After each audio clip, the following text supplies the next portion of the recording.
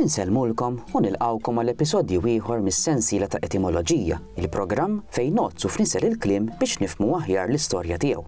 Il-programm tal-lum huwa tkomplija tal-episodju li rajna ġimgħa ilu.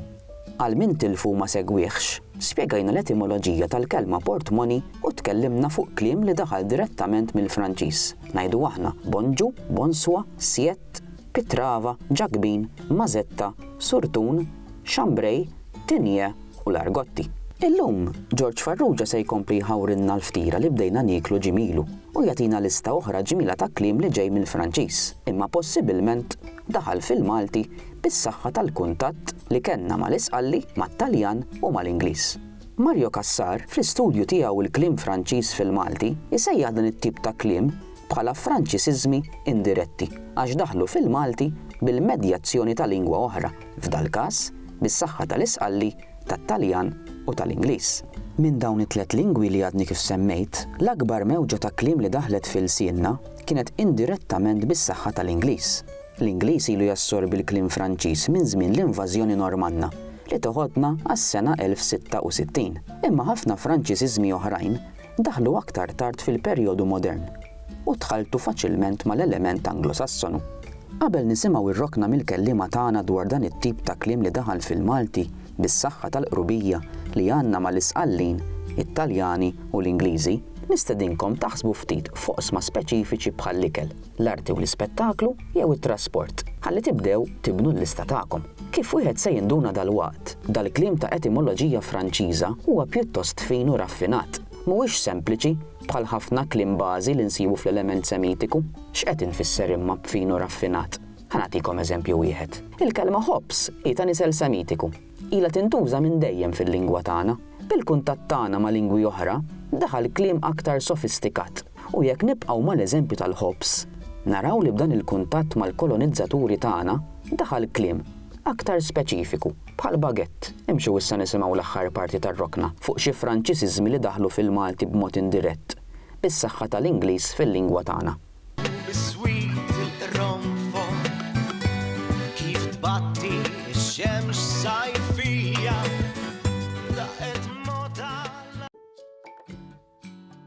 Niġu issa għal kliem li ma daħalx, li ma naħsbux li daħal b'mod dirett mill-Franċiż. Imma mill-Franċiż daħal fl-Isqalli u fit-Taljan, imbagħad aħna ħadnieh mill-Isqalli u mit-Taljan. U hawnhekk insibu numru ta' kliem. Pereżempju l-kelma dublett. Dublett mill-Franċiż. Duble mill-Franċiż daħlet fl-Isqalli dubrettu u naħsbu mbagħad daħlet fil-Malti bħala dublett. Għandek il-kelma sangilott. Sangilott fil-Malti huwa bniedem ta' qattani, ibża minnu, tajjeb, speċi ta' ħallil ukoll is-sangilott kien ikun fl-antik dak li meta n-nies kienu jiterqu kienu jaqbżu fuqhom il-ħallilin, dawk kien jgħidulhom is-sangilotti. Tajjeb, li ġejja mill-Franċiż sankulott. Mingħajr il-kulott, ġifieri dawk li ma jilbsux il-kulott. Il-kulott kien forma ta' qalzit partikolari, kien jintlibes minn nobli Franċiżi, kien ikun qalzit li se tiegħu wiesa, u mbagħad kien jinġema mal-irkoppa. Tajjeb, u allura dawn fl-istorja Franċiża dawk li ma kinux jilbsu dan it-tip ta' qalziet għax ma kinux nobli, ma kienu jilbsu qalzit twil, il-pantalon, all right, dawn in-nobli kienu jirreferu għalihom bħala is-sankulott.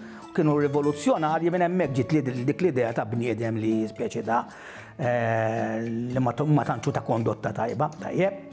Għandek il-kelma manekin bil-Malti jew manikin li mill-Franċiż maneka li daħlet fit-Taljan manikino u mbagħad fil-Malti tispiċċalek manikin. Eżempju oħrajn il-kelma trabixu jew trabuxu fil-Malti bil-Franċiż tire-bouchon. Tire mill-verb tire tiġbed, tajjeb, bouchon, tap, tiġbed it-tap.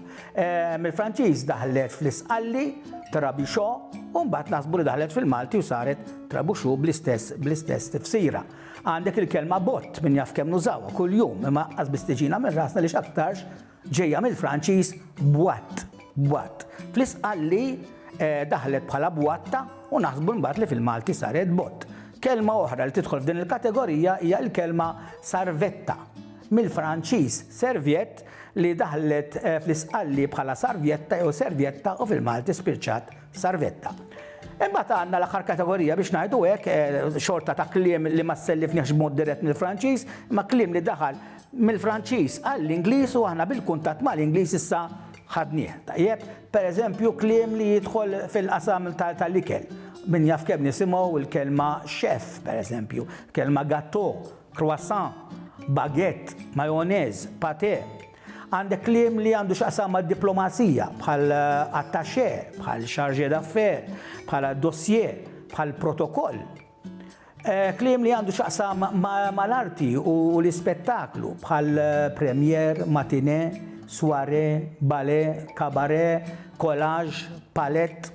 Kliem li għandu x'qasam ma' trasport u l-karozzi, bħal pereżempju l-kelma xarabank li nużaw fil-Malti. Xarabank ukoll kien issellif għall-Ingliż u l-Ingliżi isselfuha fis-sens ta' dik li qabel fl-antik fi żmieni meta kont tifel kien jgħidu ix-xarabank fis-sens ta' private, dik li kien jorganizza l-kappellan niftakar għax-xalata ta' wara il-festa. Dik private konna ngħidu qabel. Fil-Franċiż, fil-fatt jekk fis-sef Franċiż, karozza bil-bankijiet, xar qaban.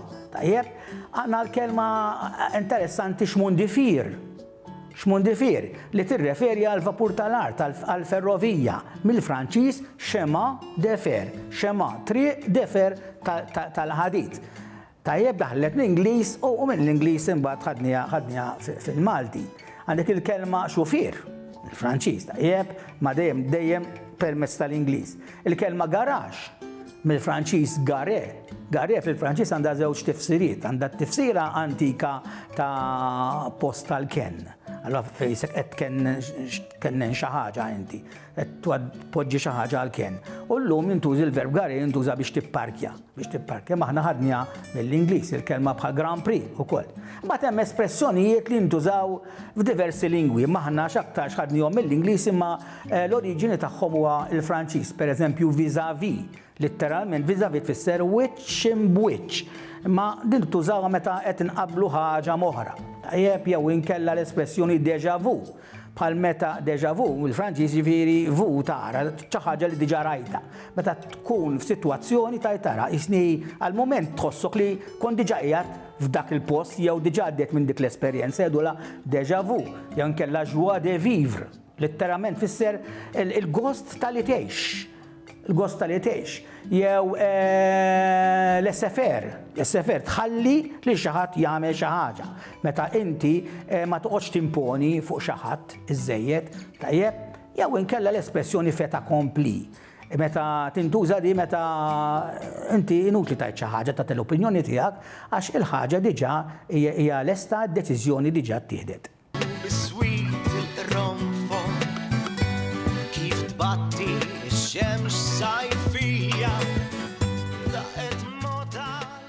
Fit-tieni rokna tal-programm tal-lum, Mark Vella se jagħtina kelma oħra li ġejja mill-Franċiż, li possibilment daħlet b'mod indirett fil-sienna bis-saħħa tal-affinità li għandna mal-Ingliżi. U din hija l-kelma chaperon.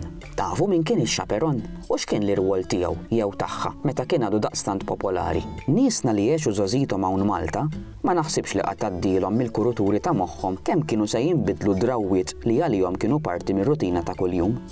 Illum tista' taqbad ma' ġuvni jew tfajla b'modi differenti, ngħidu aħna billi tiltaqa' magħhom f'xi diskoteka jew ħarġa oħra, jew saħansitra fuq mezzi soċjali differenti. Il-kunċett ta' dates jew namur kif nafuh illum kważi kien għal kollox assenti, għax il-koppja ma kienx ikollha ċans tiltaqa' liberament jew issir taf sew lil xulxin mingħajr intħil qabel jitarsu u jiżżewġu.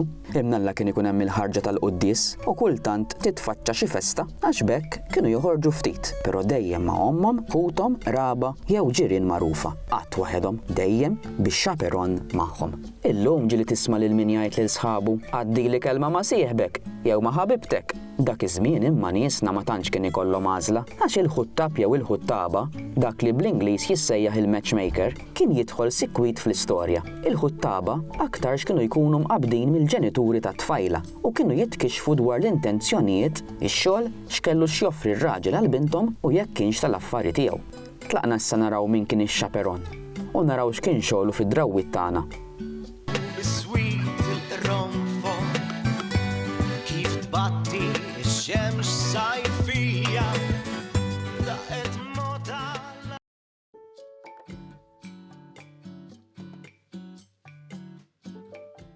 Chaperon, jekk inċaqlu ula daqsxejn l-aċċent, hija kelma li tfakkarna fi żmien ieħor.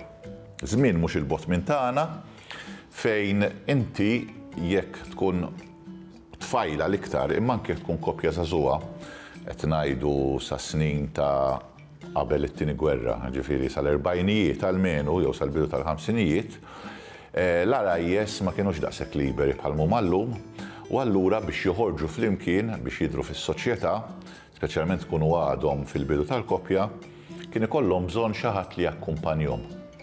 U x-chaperon hija kelma Franċiża li tfisser akkumpanjatur jew akkumpanjatriċi u allura sew mara pereżempju tfajla żagħżugħa li kellha tmur xi okkażjoni soċjali kienet tkun akkumpanjata minn mara matura pereżempju. Sabiex din il-mara toqgħodilha attenta li din iġġib ruħha b'mod xieraq, b'mod dinjitus f'okkażjoni soċjali u li anke ma tattirax ċertu attenzjonijiet mhux mixtieqa. Allura flok inti tibgħat il-tfajla waħedha fl-okkażjoni soċjali ikollha xi ħadd matur magħha li jieħu ħsiebha u bħal dik jikkontrolla l-movimenti tagħha. U jekk wieħed ikellem anki almenu fil-ġenerazzjoni tiegħi li n-nanniet nagħtu każ jgħidulek li kemm il-darba il-koppji kienu joħorġu bix-chaperon magħhom, b'akkumpanjatur li mhux bilfors kien ikun persuna matura, kemm il-darba jien naf kien ikun nagħtu każ ħuk iż-żgħir li jkollok tieħdu miegħek fuq il-ħarġa mal-arusa sabiex joqgħodlu kassa li ma tagħmilx affarijiet li mhux suppost tagħmel bħalli kieku. Ġifieri kemm il-darba l-ħarġa mal-arusa kienet tkun ma' xi ħadd li ikun qed jakkumpanjak jew inti qed iġġorru miegħek insomma ta' bilfors kważi u dana ikun chaperon jew jagħmilha tax-chaperon u jkun qed jakkumpanjak biex b'xi mod jew ieħor joqgħodlu kassa li ġġib ruħek sew. Ovvjament ikun qed jirreferi lill-ġenituri tiegħek, lill-mamà, lill-papà jekk tagħmel xi affarijiet żbaljati. Din hija parti mill-istorja soċjali tagħna u hija anki kelma li daħħannija mill-Ingliż propjament, jiġifieri l-kunċett ġie mill-kultura Ingliża tax-chaperone, iżda l-kelma għandha oriġini Franċiża. Minkejja kelma li daħħanna mill-Ingliż bħal medna l-etimoloġija tagħha ġejja mill-Franċiż, in-nisel tagħha mill-Franċiż sew mis-seklu 12 li tfisser barnuża sewwa ħudd li tipproteġilek rasek. U ġejja allura mill-Latin terġa' kappa, mela għandek kappa, chaperon u ma' kliem simili. U l-barnuża kienet tfisser protezzjoni, ġifieri x-chaperon huwa dak li jipproteġik. Kif għedna, x-chaperon kien ikun dak li jipproteġik mill-influenzi ħżiena, mill-laqat mhux mixtieqa, jew inkella dak li jkun assa tiegħek. Nużawha llum b'xi mod taf tismagħha llum, imma nużawha f'sens ironiku. Sewwa, ovvjament issa m'għadniex noħorġu bix-chaperon, iżda meta jkollok il xi ħadd pereżempju dejjem miegħek, xi ħadd li jkun qed jiffittak jew xi ħadd li dejjem issibu fil-kumpanija tiegħek ma' kull okkażjoni, xi ħadd mhux mixtieq, xi ħadd li dejjem issibu ma' persuna l-ħin kollu kull fejn tara persuna tara din persuna l-oħra, ironikament ngħidu dana dejjem bix-chaperon, ħareġ bix-chaperon bħalli kieku għandu xi ħadd jakkumpanjah biex joqgħodlu wassa.